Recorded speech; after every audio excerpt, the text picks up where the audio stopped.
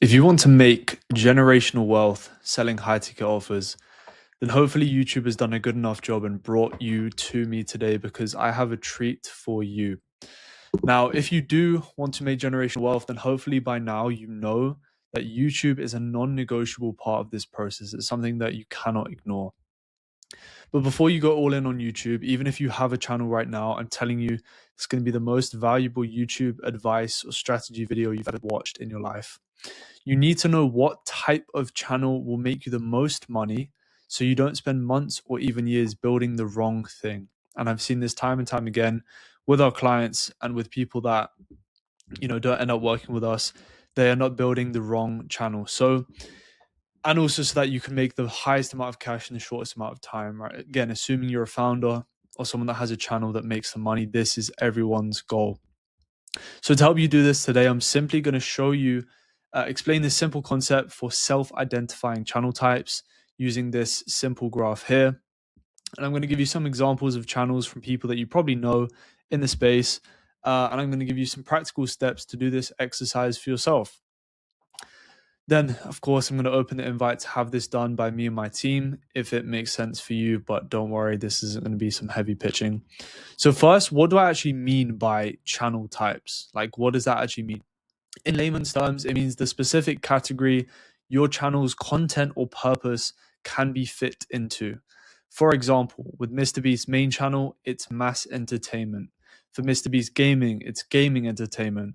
For Beast Animations, it's child/animated entertainment. They all have their own categories, and these are their channel types. But for us business owners and for us founders, we have different ways to define our channels, but also identify our channel types. And we do that by using this lovely graph here. Now, I believe I came up with this. I'm sure people have spoken about this stuff before, but I've never seen it explained or talked about in this way.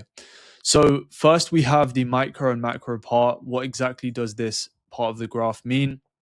Well, in this context, we're talking directly about TAM. For other people, TAM means total addressable market and anyone that can receive value from their content. So TAM does just mean total addressable market, but for other people, it's specifically anyone that can essentially receive value from their content. So MrBeast's main channel has a massive TAM. Pretty much anyone can find value from his content because it's entertainment. But because our goal is to acquire customers or clients from our content, as I'm trying to do with this video here, TAM for us means the group of people that can and that we want to buy our offer. Again, ideally like dream clients. YouTube specifically, again, has an extremely good algorithm and can send your content to very specific people. So if you're watching this, you likely have your own or interact with people that have high ticket offers and help them with some sort of business or service, right? Or you have an offer of your own.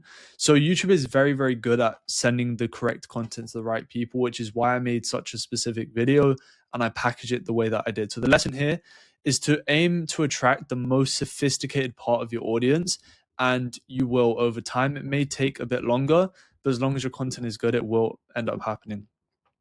Everyone else below that can still receive value and buy from you.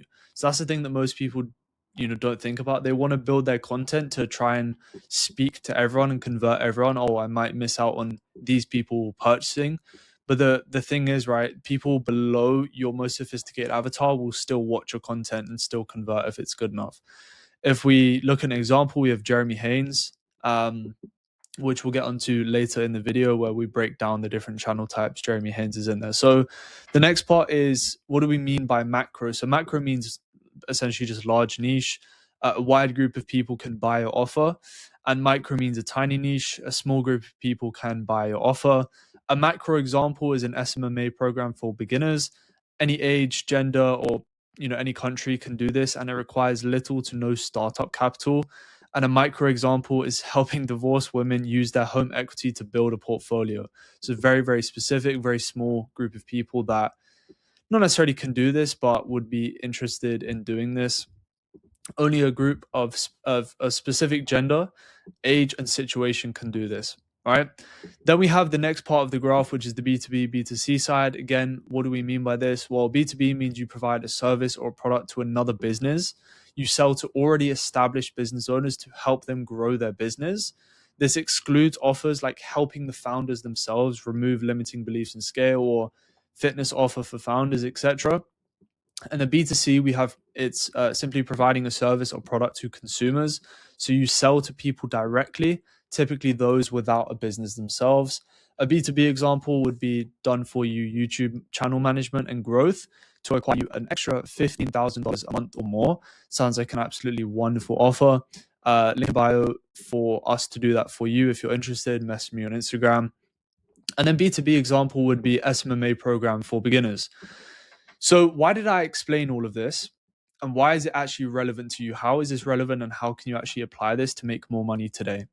So if we look at this graph, where you fit on this graph determines what formats you use, how long your videos should be, what your title structure is, how much editing you should use, what type of editing you should use, what language you use in your content, how often you should CTA it, and how direct you should be, what thumbnails you should use, and many more things I'm not going to go into in this video. So it's very important, right, where you fit on this graph. Why does it have so much control over so many different things? And again, in layman's terms, we're measuring the sophistication of the audience you want to target. And it's important because every audience responds differently to different elements within marketing. To help you understand, I'm going to show you two different examples of channels that you might know. And again, I'm trying to keep these videos nice and short because I'm trying to speak to seven-figure founders, and I know you guys just don't have the time. I don't even have the time to watch these videos. I'm trying to make them short and actionable so that you can take them away, make quick 10, 15K from one or two videos, and then come and work with us. That's just my goal. Example number one, Iman Gadzi. His main channel, by the way. So Iman's main channel fits right here on the graph. As you can see, it's on the far right, all the way over to the B2C side, and around 80%, 85% up, maybe a bit higher on the micro macro side. Why does it here on the micro macro side? It's because almost anyone can buy his offer. Remember, our TAM as business owners is people that can buy our offer, not just anyone that can receive value from our videos. Any gender, age, his offer's cheap and has low barrier to entry to start. The reason it's not higher on that side is because they still need to kind of have that entrepreneurial drive, which decreases his TAM a little bit. It's not like, Airax pizza sauce offer, which anyone can buy. Like anyone can buy that. They don't need to have a specific identity or belief. They just have like pizza. And then why here on this side? So the far right on the B2C side is because his offer is very beginner friendly. He's selling directly to people without businesses, which is definition of B2C. And then how does this positioning on the graph translate directly into his content? The first thing is that his video ideas are very, very broad. If you look at these 7 books I wish I had read earlier. Of course, on the thumbnail, the kind of packaging, he has the word, the words how to get rich. So again, it's just that little filtering in the packaging about people who want to make more money. You then have the best online business to make 10K a month in 2026, beginner. So like very, very broad again, but just with that entrepreneurial drive. How to become unrecognizably successful in 2026. Future billionaire shares expensive life lessons from 2025. His thumbnails are also based on status and desired lifestyle. So again, if you just look at the thumbnails right here, they just look like basically some Instagram scammer,